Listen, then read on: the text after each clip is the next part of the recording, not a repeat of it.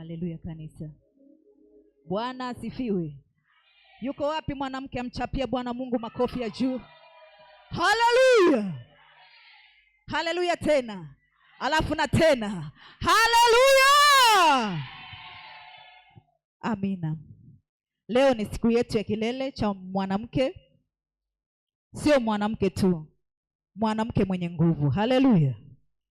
Amina. Somo letu la mchana leo nasema kwamba nguvu iliyo ndani ya mwanamke. Nguvu iliyo ndani ya mwanamke. Haleluya.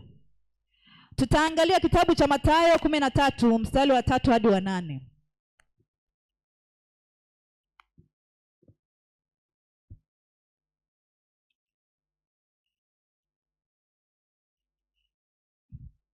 Neno la Mungu linasema, akawaambia mambo mengi kwa mifano akisema, tazama mpanzi alitoka kwenda kupanda. Hata alipokuwa akipanda, mbegu zingine zilianguka karibu na njia, ndege wakaja wakazila.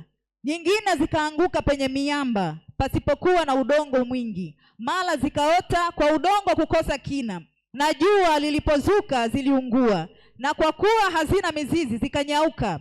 Nyingine zikaanguka penye miiba, ile miiba ikamea ikazisonga. Nyingine zikaanguka penye udongo mzuri, zikazaa 100, 60, 30. Haleluya kanisa.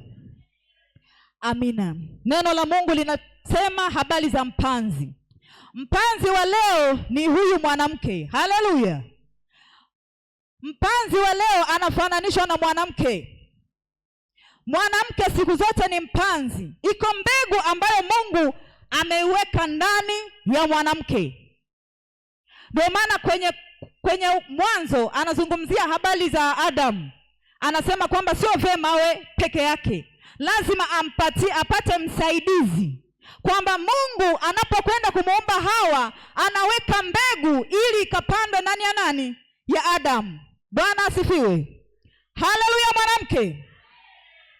Amina. Kwa hiyo mwanamke anafananishwa na mpanzi. Mpanzi huwa anapanda mbegu, na mwanamke kadhalika huwa anapanda mbegu. Mwanamke anakutana na mwanaume, anakwenda kuolewa naye akiwa haijui tabia ya mwanaume. Anapewa watoto akiwa bado inatakiwa mwanamke ndio apande mbegu. Kwa hiyo anakutana na mwanaume ana tabia ya mwilini. Kwa hiyo mwanamke anatakiwa aje pale aiondoe ile, alafu apande mbegu iliyo njema. Haleluya. Kwa hiyo huyo ndio mwanamke tunayemzungumzia siku ya leo, kwamba Mungu aliweka nguvu ndani yake ili kwamba ipande alafu izae, ili kwamba ichipue, aimwagilie, aitunze.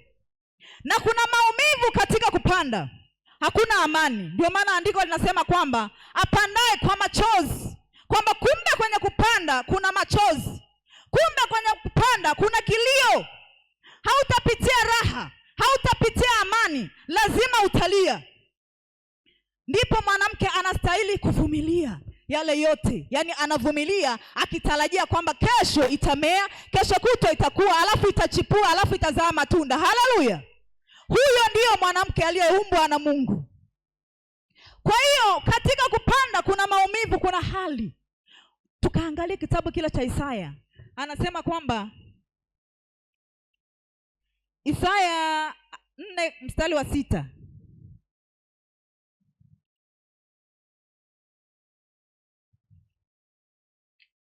Isaya sura ya 4 mstari wa 6 anasema kwamba kisha kutakuwa na hema kuwa uvuli wakati wa mchana kwa sababu ya hari, na kuwa mahali pa kukimbilia na kujificha wakati wa tufani na mvua.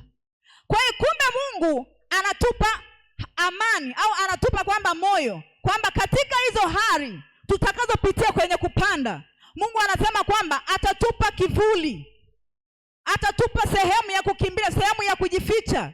Yaani kwamba tutayapitia, lakini kuna muda taona ya kawaida, huku tunaendelea kumwagilia mbegu zetu. Haleluya. Kwa hiyo Mungu wetu bado anatupenda. Anasema katika hiyo hari atakupa sehemu ya kujificha, lakini lazima upande. Alafu anasema vile vile katika Korinto, anasema apandaye haba atavuna haba. Kumbe hatustahili kupanda haba, tunastahili kupanda mbegu yote. Yule mpanzi alienda akapanda mbegu. Hakupanda siku moja afu ikamea ikazaa. Alivumilia, akapanda mara ya kwanza. Anasema kwamba ikaonekana iko kando ya njia. Watu wakaikanyaga, ndege wakaila, hakupata chochote. Lakini hakukata tamaa. Alivumilia.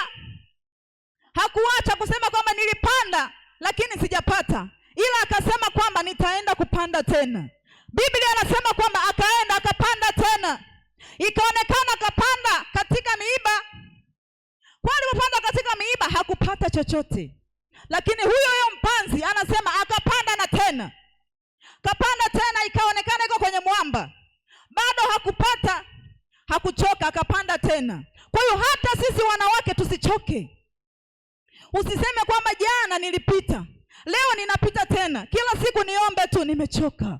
Mwanamke wa Kiebrania hajawahi kuchoka. Mchapia Yesu makofi. Mwanamke wa Kiebrania hajawahi kuchoka chochote. Yeye siku zote anapambana, anasimama tena na tena. Haleluya! Huyo ndio mwanamke wa Kiebrania. Tunaenda kumwangalia mama yake na Musa katika kitabu cha Kutoka. Anasema kwamba walitangaza wakasema kwamba watoto wote anatakiwa wafe. Mama yake Musa akamficha mwanae, hakumuacha afe. Lakini wapo waliomuacha watoto wao wakauawa. Lakini yeye mwanamke wa Kiebrania akasema ninasimama, mwanangu hata kufa. Kumbe hata sisi leo tunaweza kusimama. Hata kama tukavunjishwa moyo, leo nimepanda mema, kesho shetani ikaja akapanda magugu, sitachoka. Nitaendelea kupanda tena. Sitasema sasa shetani huyu japokuwa nilimbeba miezi 9 ninakuachia. Hapana. Hatuwezi kuacha. Haleluya! Tunakwenda kusimama wanawake wa Kiebrania. Anasema mama yake Musa hakumuacha. Alipoona sasa haiwezekani, akamchukua akamtengenezea kisafina. Akamweka, alafu akamweka na Miriam. Tazama ndugu yako, mabaya mazuri atakayompata njoo niambie. Alafu mwanamke wa Kiebrania anaenda magotini, anaendelea kumlilia Mungu. Haleluya! Mungu anakuja na mjibu dobo. Kwa hiyo kumbe hata sisi tunawezekana. Kwamba ninapanda hata kama sitavuna, hata kama nitalia kwamba sijavuna kile nilichokitarajia, lakini nitaendelea kupanda tena. Ninaendelea kupanda tena mbegu iliyo njema. Mungu hakuweka mbegu mbaya ndani yetu, aliweka mbegu iliyo njema. Haleluya! Mchapie Yesu makofi, mchapie Bwana makofi, maana Mungu wetu ametupendelea. Anamwambia mwanaume, ishi na mwanamke kwa akili. Haleluya! Huu ni upendeleo, kwamba kuomba kwako kusije kukazuiliwa. Hayo ni nani? Machozi ya mwanamke. Mchapia Yesu makofi kwamba ametupendelea, ametupa vipawa vya juu, akatupa na viwango vya juu sana. Anasema alipomuumba mwanaume, yeye hakupata shida, akachukua udongo akatengeneza. Lakini alivyomuumba mwanamke, alimuumba kwa thamani kubwa. Anasema kwamba hakuenda tena kwenye mavumbi, ila alichukua mfupa. Sema mimi ni mfupa. Mimi ni mfupa. Siwezi kutikisika na hali. Japo hali zitakuja, lakini ninajua mimi ni mfupa, nitapambana nazo. Haleluya! Wewe sio udongo, wewe ni mfupa. Haleluya! Haleluya! Mungu wetu anatupenda sana. Ndio maana Biblia inasema tena, mwanamke mpumbavu, kwa sababu Mungu anajua alichokiweka ndani yako. Anatambua kitu alichokiweka ndani yako ni kikuu, kinaweza kurekebisha hicho kitu. Haleluya! Kwa hiyo ukiona kwamba umeshindwa, haujashindwa. Anasema mpanzi alijaribu, alafu alijaribu tena. Haleluya! Kwa hiyo hakuna kitakacho kushinda, hakuna kitakacho kubabaisha, maana wewe ni mfupa. Udongo ikinyesha mvua na yayuka, lakini mfupa huyayuke. Haleluya! Haleluya! Huyo ndio Mungu. Ametupa uwezo wa ajabu. Tunakwenda magotini, tunalia, Mungu anatusikia. Anasema kwamba Raheli alilia, hakunyamaza. Kilio kilisikika. Alipojaribu kunyamazishwa, hakutulia mpaka alipoona kwamba watoto wamerejea. Kwa hiyo hata sisi hatuna haja ya kutulia. Unapoona hali inazidi, na wewe zidi kwenda mbele za Mungu. Zidi kuzama magotini, zidi kutafuta uso wa Bwana.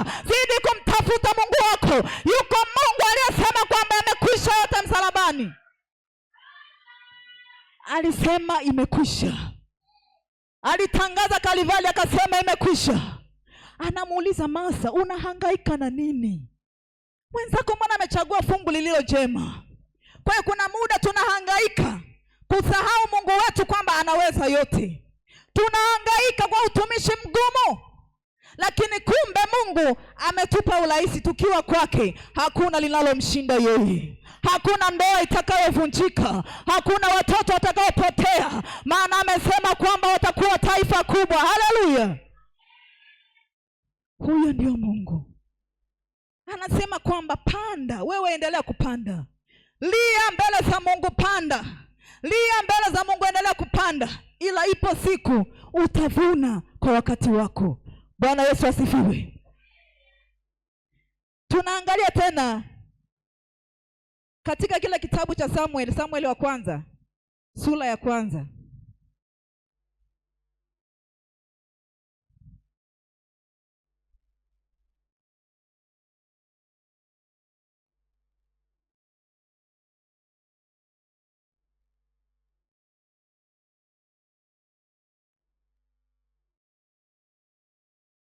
Samueli wa kwanza, sura ya kwanza. Tunaanzia na ule mstari wa 11. Anasema kwamba akaweka nadhiri akisema, Bwana wa majeshi, ikiwa wewe utaliangalia teso la mjakazi wako na kunikumbuka, wala usinisahau mimi mjakazi wako, na kunipa mimi mjakazi wako mtoto mume, ndipo mimi nitakapompa Bwana huyo mtoto siku zote za maisha yake, wala wembe hautaufikiria kichwani mwake. Ikawa hapo alipodumu kuomba mbele za Bwana, Eli akamwangalia kinywa chake.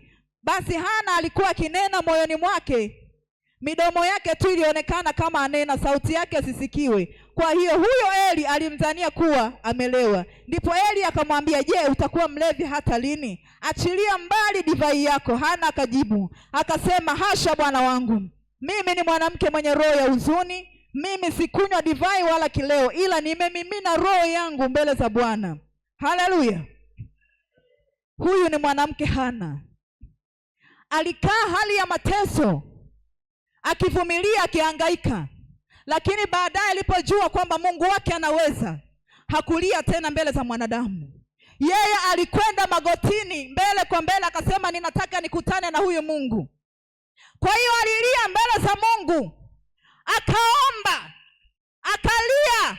Alipojaribu kuvunjwa moyo, hakuvunjika moyo, ila yeye alidumu mbele za Mungu. Ndipo Mungu akampa haki yake. Leo hii tunalia kwa wanadamu kwamba ndoa yangu imenishinda, lakini jua kwamba kila ndoa ambayo imewekwa, mwanaume na mwanamke, Mungu amekupa na sababu. Alichokiweka ndani yako amejua kule kinaweza kikapanda kikastawi. Alichokiweka ndani yangu hakitasaidia kwako. Leo tunatofautiana. Ninakuja ninalia kwa mwenzangu, au ninakuja kwa mwanamke mwenzangu, ninaangalia maisha yanayoishi, alafu ninataka niyapeleke kwenye ndoa yangu. Nitaferi. Haleluya! Maisha ya ndoa huwa hayaendani. Ya kwako wewe ni ya kwako kwa sababu Mungu anajua alichokiweka ndani yako. Ya kwangu itabaki kuwa ya kwangu. Unakuta kuna sehemu mwanaume anabeba maji anaenda kuoga mwenyewe, lakini kuna mwanaume huwa habebi maji. Wewe utatoka kula utasema, mbona fulani anabebaga mwenyewe na mimi leo sikubebei? Hapana. Ndoa hazilinganishwi. Haleluya! Ya kwako itabaki kuwa ya kwako, ya kwangu itabaki kuwa ya kwangu. Haleluya! Haleluya! Hizo ndio ndoa. Bwana asifiwe. Na wanaume, sisi tumekuwa kama mama kwenu, lakini mjue sisi ni kama last born kwenu. Tunapenda muda mwingine basi hata kudeka. Haleluya! Tunatamani hata tukae hivi mtubembeleze. Hakuna mwanamke ambaye anaweza kwamba akawa mkali wewe ukipoa ukamwambia, jamani mke wangu. Hapana, sio hivyo. Mwanamke wa hivyo hayu, yaani lazima hata kama alikuwa anafoka, ukimpa busu hawezi kufoka tena. Haleluya! Huyo ndio mwanamke. Ndio maana Biblia inasema ishi naye kwa akili. Vitu vidogo tu tayari amekaa sawa. Yaani yeye hanaga makuu. Bwana asifiwe. Kwa hiyo Hana alidumu katika kuomba. Hata sisi leo tunaweza kwenda mbele za Mungu. Ile Isaya 46 mstari 43 mstari wa 26 anazungumzia habari za nini? Kudai haki, kwamba ninakuja mbele za Mungu. Hana alienda pale na hoja zenye nguvu. Kwa hata sisi leo tutaenda mbele za Mungu kwa hoja, kwamba Mungu umenipa huyu, au Mungu umenipa hao watoto, lakini mimi peke yangu siwezi. Ninataka nitembee na wewe kuhusu hao watoto. Leo ninaipanda hii mbegu, ninahitaji Mungu usimame. Mungu lazima asimame. Amesema kwamba hawatatoka kwako, hautanyang'anywa kwa sababu wamekuwa wa kwako. Mungu umenipa hii ndoa, huyu mume, tazama jinsi ninavyopitia. Mungu atakupa maarifa kwamba huyu naenda naye hivi, lakini lazima tuingie magotini, lazima tutafute uso wa Mungu. Mungu mwenyewe atajua kwamba jinsi ya kurekebisha, atatembea naye katika watoto wetu, atatembea na watoto wetu. Tusitoe watoto wetu tukakabidhi ibilisi, kwamba leo ninakukabidhi kwa kuwa amenishinda. Hajakushinda. Mungu amekupa, anajua unaweza, ndio maana ukamzaa. Anajua kwamba unaweza kumlea, anajua unaweza kumtunza. Kwa hiyo siku ambapo utamwacha akapotea, utadaiwa. Haleluya. Na anasema kwamba Mungu ameumba jambo jipya, kwamba mwanamke atamlinda mwanaume. Leo hii tumeshindwa kuwalinda. Hatuwabebi kwenye maombi. Mtu amekata tamaa kwamba siwezi kumbeba tena kwenye maombi, siwezi kumuombea tena kwa kuwa yuko hivi. Lakini Mungu anasema kwamba ameweka nguvu ndani yako ambaye inaweza kusimama ukamuokoa. Bwana asifiwe. Wangapi wananielewa? Haleluya. Kwa hiyo lazima tukae kwenye magoti ya Mungu. Tunapiga magoti, tunamuomba Mungu. Tunaacha uovu na uharibifu wote, tusimame na Mungu. Tunapokuja kwenye maombi siku ya Jumanne, tunaombea familia, tunaombea kanisa, tunaombea ndoa zetu, tunaombea kila kitu. Lakini huwezi kukuta wanaume wamekaa kwenye maombi wanaombea familia zao. Hakuna. Muda wote wako busy. Ndio maana Mungu aliona pana upungufu, kwamba muda wote mwanaume yuko busy, akasema nimpe msaidizi, kwamba atakayemsaidia huyu mtu. Kwa hiyo ndio maana ukapewa wewe mwanamke, kwamba umsaidie huyu baba. Yeye peke yake hawezi.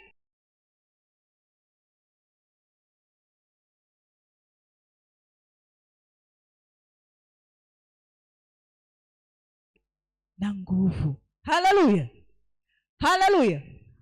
Manake hapo anamaanisha kwamba sio kwa kumpiga.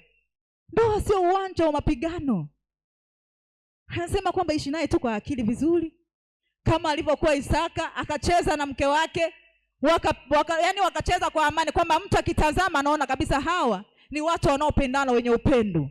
Kwa hiyo na sisi inatakiwa tukawe na upendo, tukawe na amani, tukawe furaha. Wanawake tusiwe chanzo cha maumivu ya waume zetu, tusiwe chanzo cha maumivu ya watoto wetu. Sisi tukawe chanzo cha furaha. Kupitia sisi wanawake wengine wakaiga mifano yetu, kwamba ajue kwamba wale wanavyoishi ndivyo mimi nataka niishi vile. Yaani mimi nataka niishi na mume wake vile. Au mwingine anaweza akaja kanisani akasema kwamba mimi nimependa tu mama fulani alivyo, na mimi nimeona nije kanisani ili niwe kama yeye. Bwana asifiwe. Kuna watoto niko nao hapa ila sio wa kwangu. Wale watoto huwa wanafuata watoto wangu. Yaani ikifika Jumapili asubuhi wanakuja wameshajiandaa, tunakuja nao kanisani. Wazazi wao wapo, ila wamependa mfumo waliokuwa nao watoto wangu, kwamba na wao wanaamua kujiunga. Haleluya. Kwa hicho kitu ndicho tunachokitaka, kwamba mtu aone kwamba huyu yuko hivi na mimi nataka niige mfumo wake. Asiseme kwamba kama ni yule mwanamke. Hapana.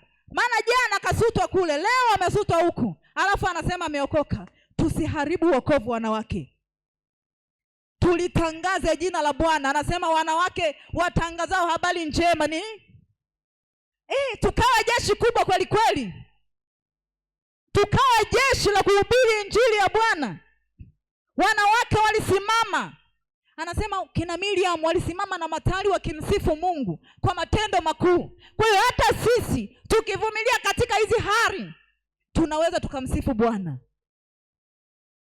ukisimama, yani Mungu amekutendea makubwa, alafu umekuja mbele zake, lazima umsifu.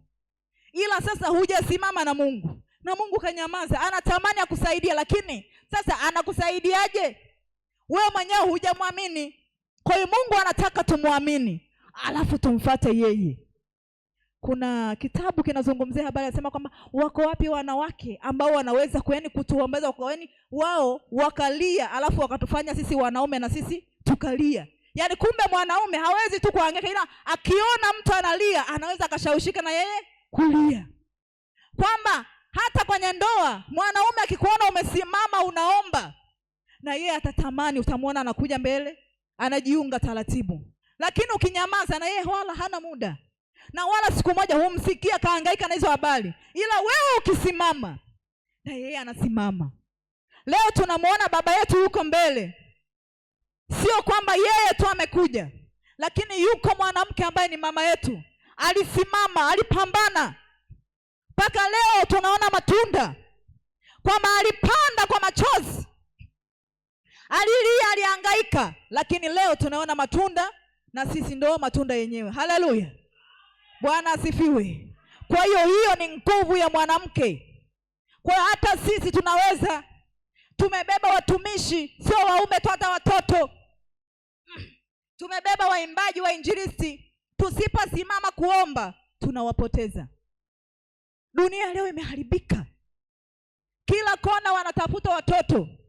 Tusipoomboleza, tunawapoteza watoto. Mwisho wa siku tunakuta hatuna wainjilisti, wote wako mtaani, wamebebwa na ibilisi. Kwa hiyo wanawake, haitakiwi watoto wetu waende huko nje.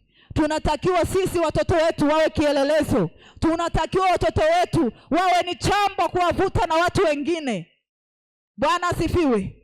Utumishi wao wajivunie kwamba yuko mama alisimama akaniombea, yuko mama alibeba huduma yangu. Leo ukiwasimamisha watoto, kila mtoto ana huduma. Wako vizuri, lakini sasa kinachohitajika ni nini? Tuendelee kuchochea kwa maombi. Chochea kwa maombi. Tusitamke maneno mabaya kwa watoto. Tusitamke laana kwa watoto. Tuendelee kuwabariki na kuwaombea. Kama tulivyojifunza kwamba kwenye kupanda kuna maumivu. Kwa hiyo yako mambo watafanya yatatuumiza. Tusivunjike moyo, tuendelee kufanyaje? Kuwaombea.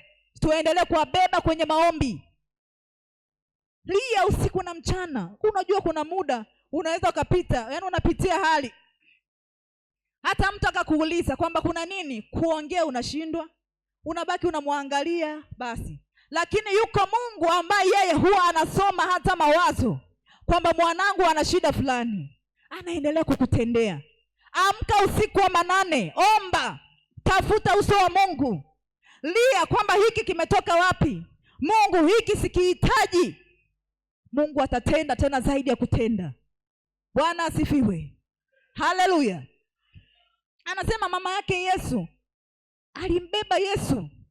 Sio kwamba alipopata ile mimba ya Yesu alipata amani. Hakupata amani. Yeye alikuwa ameolewa, ameposwa, alafu bado hajawahi kukutana na huyo mume. Tayari anajulikana kwamba ni mjamzito, kwamba ni mangapi ambapo alikuwa anapitia, kwa hata jamii yake, hata familia, kwamba naieleza kwamba hii ni mpango wa Mungu. Inaeleweka. Kwa ni mtu ambaye alipitia machozi, maumivu, akapitia shida, lakini hakukata tamaa, hakuvunjika moyo. Ndipo naposoma ile katika Isaya, anasema kwamba kuna sehemu ya kukimbilia, ni kipo kivuli ambako utaenda kujificha. Anasema Mariamu alitoka kaenda kwa Elizabeti. Alipofika pale akakumbatiana, wakatiana moyo. Hata sisi leo kuna watu tumewekewa kutiana moyo, kwamba nikija kwa mwenzangu ninafarijiwa, napata faraja kwake. Anasema walipokumbatiana kitoto kikaluka, yaani kwa furaha, wakapata amani wote. Lakini nyumbani hakukuwa na amani, ila alivumilia mpaka akatokea Mwokozi. Kwa hiyo hata sisi leo tunahitaji kuvumilia hali tunazopitia. Tunahitaji kustahimili kwamba hii changamoto yuko Mungu anaiweza, ninasimama na Mungu. Bwana asifiwe. kwamba huu ukuta, yuko Mungu aliyevunja ukuta wa Yeriko, hata huu atauvunja. Kwamba hata leo kama sijapata, ila ipo siku nitapata.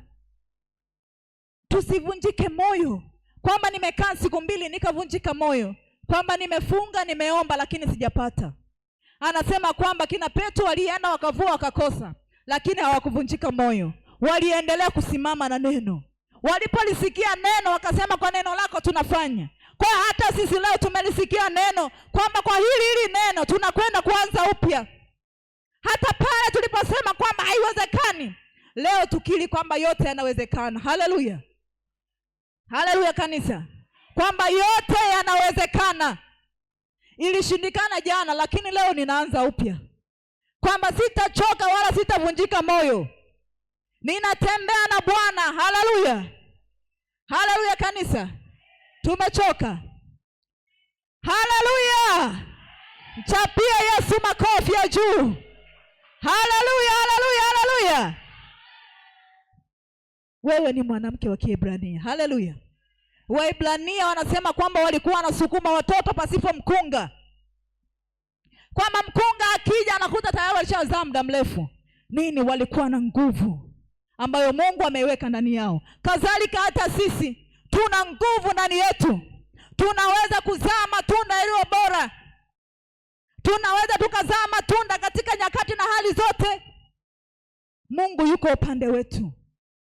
Mungu yuko nasi. Anasema hajawahi kuchoka, siku zote anatutazama. Anatuangalia sisi kama vile alivyowatazama wale wengine, hata sisi yuko kwetu. Mtangulize Mungu katika maombi yako, kwamba kabla sijalifanya hili, Mungu ninaomba tangulia wewe. Kabla sijaianza hii safari, ninahitaji Mungu utangulia mbele yangu. Kabla hii ndoa haijanichosha, Mungu ingilia kati. Kabla hapa sijakwama, Mungu ninaomba univushe. Kama walivyovuka wenzetu katika bahari ya Shamu, ilionekana ni vigumu lakini walivuka. Hata sisi leo tunakwenda kuvuka kwa jina la Yesu. Kila vilima vyote, hakuna mlima utakatuzuia. Kila changamoto, hakuna itakayosimama mbele yetu, maana Bwana Mungu wetu yuko nasi daima. Bwana asifiwe. Haleluya kanisa. Haleluya, haleluya. Mchapie Yesu makofi ya juu sana. Haleluya. Amina. Ninawapenda sana, ninawapenda sana, ninawapenda sana. Leo ni siku ya wanawake. Kwa hiyo hatuwezi kutumia muda mwingi sana, kwa kuwa tuna mengine mbele mazuri. Bwana asifiwe. Amina. Karibu mama, umshukuru Mungu.